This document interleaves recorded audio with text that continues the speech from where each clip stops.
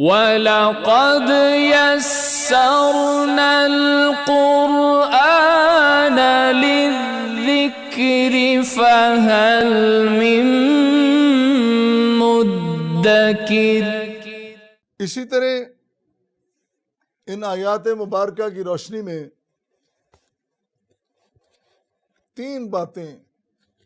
تین بنیادی باتیں جو ابراہیم علیہ السلام نے دعا کی قبولیت کے لیے کی ہیں وہ بھی ہمارے سامنے ہیں۔ جب ابراہیم علیہ السلام اسماعیل علیہ السلام کے ساتھ مل کر بیت اللہ کی دیواریں بلند کر رہے تھے، اللہ نے وہ منظر محفوظ کر لیا قرآن میں۔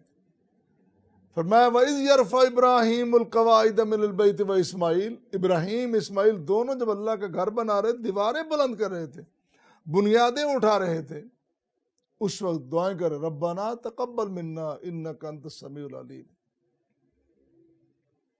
اور کہا گیا تین باتیں، اگر دعا میں تین باتیں، تین بنیادی اصول، تین مبادی نہ ہوں تو دعا کا مزہ ہی کیسا؟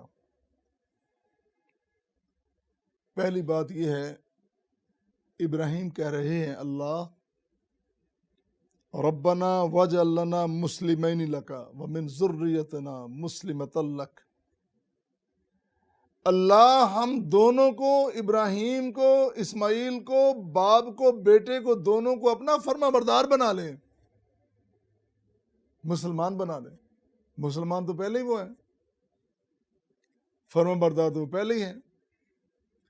کتنی بڑی بڑی قربانیاں ابراہیم خلیل نے دی ہیں، لیکن اتنی قربانیاں دینے کے باوجود اللہ سے کہہ رہے ہیں کہ اللہ مجھے اپنا فرما بردار بنا لے۔ فرما برداری بہت بڑی نعمت ہے اگر کسی کو میسر آ جائے۔ وہ پنجابی میں کہتے ہیں نا کہ جتھے کہنا جی اتھے لینا کی۔ جب انسان اپنی گردن کو، اپنے سر کو، اپنے اٹھے ہوئے سر کو جھکا دے، پھر دل میں کوئی شک باقی نہیں رہتا، کوئی کفر، کوئی شرک، کوئی بدعت، کوئی الحاد، کوئی چیز باقی نہیں رہتی جب اپنے سر کو جھکا دیا۔ تو مسلم کا معنی، اسلام کا معنی یہی ہے کہ اپنے آپ کو، اپنے سر کو، اپنی گردن کو اللہ کی بارگاہ میں جھکا دیا جائے۔ وہ پہلے ہی جھکے ہوئے ہیں اور عاجزی چاہتے ہیں اور فرما برداری چاہتے ہیں، اللہ مجھے بھی، میرے بیٹے کو بھی، دونوں کو اپنا فرما بردار بنا لے اور ایسا بنا دے وَجْنُبْنِي وَبَنِيَّ أَن نَعْبُدَ الْأَصْنَامَ، اللہ کہ ہم دونوں کو ایسا تابعدار بنا لے اور بچا لے ہمیں، وَجْنُبْنِي وَبَنِيَّ أَن نَعْبُدَ الْأَصْنَامَ، کہ ہم بتوں کی عبادت کریں، اس بات سے ہمیں محفوظ کر لے، بچا لے۔ بات تو ہو رہی گھر بنانے کی، بات تو ہو رہی تعمیر بیت اللہ کی،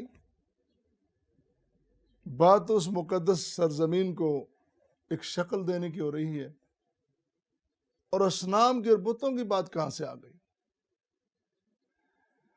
اللہ نے اپنے پیغمبر کو ویژن دیا تھا، وہ سوچ اور فکر دی تھی، وہ آلودگیاں، وہ آلائشیں جو بعد میں آنے والی تھی وہ پہلے سے ان کو محسوس کر رہے ہیں، اور تبھی کہا ہمیں بھی بچا لے اور ہماری اولاد کو بھی بچا لے۔ اور پہلی شرط دعا کی یہ ہے کہ مکمل فرما برداری ذہن میں ہو، پھر جا کے دعائیں قبول ہوتی ہیں۔ اسی لیے ابو ہریرہ رضی اللہ تعالیٰ عنہ نے بیان کیا ہے، صحیح مسلم کی روایت ہے، مفسرین نے اس کو نقل کیا، علامہ ابن کثیر نے بھی نقل کیا ہے اور دیگر مفسرین نے بھی، کہ نبی کریم صلی اللہ علیہ وسلم نے فرمایا اذا مات الانسان انقطع عنہ عملہ الا من ثلاثۃ، جب کوئی شخص فوت ہوتا ہے اس کا عمل قطع ہو جاتا ہے، منقطع ہو جاتا ہے، روح اور جسم کا ساتھ رہا، بندہ کام کرتا رہا، جب یہ ختم ہو گیا تو عمل بھی ختم ہو گیا۔ لیکن تین چیزیں، تین باتیں ایسی ہیں کہ وہ برقرار رہتی ہیں، وہ جاری و ساری رہتی ہیں۔ وہ کیا ہیں؟ فرمایا کہ پہلی تو صدقہ جاریہ، کہ انسان کوئی کام کرتا ہے اللہ کی بارگاہ میں اس کو راضی کرنے کے لیے، اللہ کے بندوں کے لیے، وہ بھی جاری رہنے والا صدقہ ہے۔ دوسرا، ایسا علم کہ جس سے لوگ فائدہ اٹھائیں، علم ينتفع بہ، لوگ اس سے فائدہ نفع اٹھائیں، وہ علم وہ بھی باقی رہتا ہے۔ اور تیسرا، ولد صالح، نیک بیٹا جو انسان کے لیے دعا کرتا ہے۔ اللہ سے دعا بھی کرنی چاہیے کہ اللہ تعالی ہمیں اخلاص کے ساتھ اپنے راستے میں، اپنی بارگاہ میں کام کرنے کی توفیق دے، تاکہ اخلاص کے ساتھ یہ چیزیں باقی چلتی رہیں۔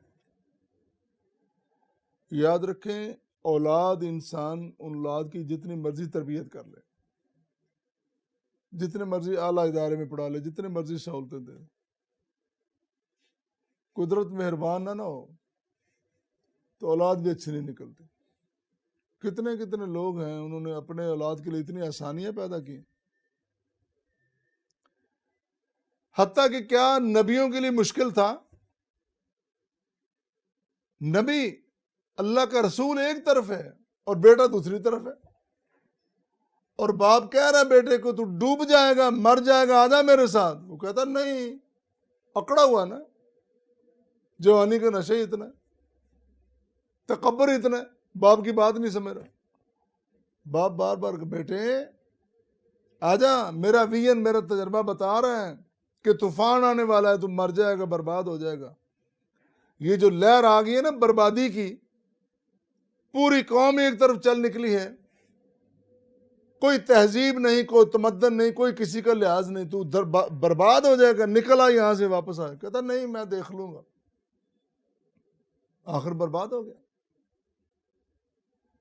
اللہ تعالیٰ کی ذات مہربان ہو، بندہ کوشش کرے، دعا بھی کرے، اس کی بارگاہ سے پھر بہت ساری نعمتیں انسان کو نصیب ہوتی ہیں۔ دوسری بات یہاں پہ جو ابراہیم علیہ السلام کی دعا سے آ رہی ہے سامنے، وہ یہ ہے کہ آداب بندگی، طریقہ عبادت بھی پتہ ہونا چاہیے کہ بندگی کس طرح کرنی، کس طرح۔ کہا وہ آرینا مناسکنا، اے ہمارے پروردگار ہمیں مناسک بھی سکھا دے، دکھا دے۔ اس کے کئی مطلب ہیں۔ ایک تو وہ مقامات ہیں جہاں پہ قربانیاں دینی ہیں، جہاں پہ عبادتیں کرنی، وہ دکھا دیں۔ اور پھر دوسری بات وہ انداز بھی ہیں، وہ طریقے بھی ہیں کہ کس کس طرح عبادت کی جائے، کس طرح اس عبادت کے اندر خلوص، محبت اور پیار ہونا چاہیے۔ وہ آرینا مناسکنا، ہمیں بھی دکھا دیں۔ اسی لیے وہ اقبال کی بات کرتے ہیں نا، یہ فیضان نظر تھا یا کہ مکتب کی کرامت تھی، سکھائے کس نے اسماعیل کو آداب فرزندی۔ کس مکتب سے اسماعیل علیہ السلام نے اتنی بڑی قربانی کرنا سیکھ لی تھی؟ ابھی تو دنیا دیکھی نہیں، دنیا سیکھی نہیں، اللہ تعالیٰ نے ان کے اندر، ان کے دل، دماغ، شعور کے اندر یہ بات ڈال دی کہ اس طرح میں نے آداب فرزندی بجا لانے ہیں۔ اور پھر نبی کریم صلی اللہ علیہ وسلم آپ کی تعلیمات بھی بتلا رہی ہے، اور پچھلے تمام انبیاء کرام کی، اللہ کے نبیوں نے اللہ سے طریقہ سیکھا ہے، بندگی کا طریقہ رب سے سیکھا ہے۔ حضرت آدم علیہ السلام کا ذکر ہے نا، کہ جب کہا کہ آدم اسکن انت وزوجک الجنہ، جاؤ تو بھی جا اور تیری بیوی جنت میں چلے جاؤ، لا تقربا هذه الشجرہ، ادھر نہ جانا۔ وہی ہوا، فاضلہم الشیطان، شیطان نے بہکا دیا، فاخرجہما، نکال بھی دیا۔ پھر اب اللہ نے کہا اہبطوا، جاؤ نکل جاؤ، اتر جاؤ یہاں سے، اس مقام سے اتر جاؤ، اس جنت سے نکل جاؤ۔ اب دنیا میں جا کر بعض کا دشمن ہوگا اور ایک وقت مقرر تک دنیا میں رہنا پڑے گا، پھر تمہاری واپسی ہوگی۔ اس وقت تلقى آدم من ربہ کلمات، تلقى، آدم نے اپنے رب سے کلمات سیکھ لیے، باتیں سیکھ لی، انداز سیکھ لیے۔ اللہ تو ناراض ہو کے نکال تو رہا، اب تو بتا بھی دے کہ تو راضی کس طرح ہوگا، اللہ کی رضامندی کا حصول کس طرح ہونا ہے، اس کو راضی کس طرح، یہ بھی رب سے سیکھا اور رب نے سکھا دیا۔ جب سکھایا پھر فتاب علیہ انہ هو التواب الرحیم، آداب غلامی سیکھ کر، آداب بندگی سیکھ کر، پھر اس طرح وہ آداب بجا لائے گئے۔ تو وہ انداز بھی بنا لینا چاہیے، اللہ کی بارگاہ میں اکڑا ہوا نہیں جانا، اللہ کی بارگاہ میں بڑی عاجزی، بڑی بیچارگی کے ساتھ جانا ہے، اور پھر وہ اتنا مالا مال کرے گا کہ دنیا کی کوئی رغبت اور دنیا کی کوئی حاجت باقی نہیں رہے گی۔ تیسری بات توبۃ النصوح ہے، وَتُبْ عَلَيْنَا إِنَّكَ أَنْتَ التَّوَّابُ الرَّحِيمُ، اللہ کی توجہ چاہیے، اور بندے کی توجہ پوری حاضری کے ساتھ، اس طرح کی توبہ کہ وہ توبہ ایسی نہ ہو کہ جو روح سے خالی ہو، زبانی کلمات ہوں، زبان سے کہہ دیا اور اندر سے کچھ بھی نہیں ہے۔ قرآن نے اس کا نقشہ کھینچا ہے، یا ایھا الذین آمنوا، اے ایمان والو، کافروں کو نہیں کہا، ایمان والوں کو کہا ہے، توبوا الی اللہ، اے ایمان والو اللہ کی طرف پلٹو، توبہ کرو، توبۃ نصوحا۔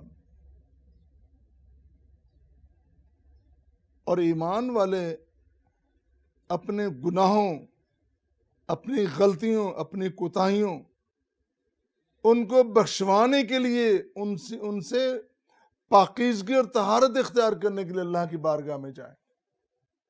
اور جب تک یہ سپرٹ نہیں ہوگی، جب یہ روح نہیں ہوگی، دعائیں بھی قبول کیسے ہوں گی؟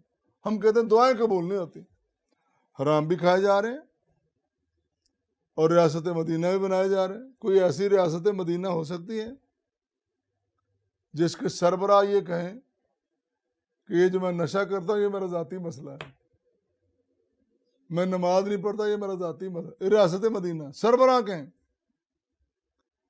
وزیروں کی، مشیروں کی محفل لگی ہوئی ہے اور شراب پی جا رہی ہے، جام چل رہے ہیں، کوئی کہتا ہے ابھی یہ کیا کر رہے ہیں، یہ ہمارا ذاتی مسئلہ ہے جی۔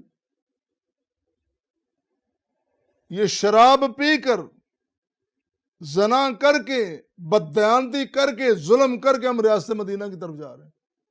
اور ظالموں، لوگوں کو تو مذاق کرتے، اللہ کو بھی مذاق کرنا شروع کر دیا، یہ کیا کیا تم نے؟ وہ ہے نا کہ نحن مستہزئون، ہم تو مذاق کرتے ہیں۔ اللہ نے کہا کہ میں تمہارے مذاق کو تمہارے لیے اتنا بڑا مذاق بنا دوں گا کہ قیامت تک لوگ تم تھوکتے رہیں گے۔ تم نے اللہ سے مذاق کیا، اللہ کے رسول سے مذاق کیا، اب چکھو مزہ اس کا۔ میں رب ہوں، میں ہر چیز پہ قادر ہوں، میں نے تمہیں ڈھیل دی، میں نے تمہیں موقع دیا، میں نے کہا کچھ سیکھو، تم سیکھے ہی نہیں، تم مذاق ہی مذاق کرتے رہے۔ اللہ اکبر۔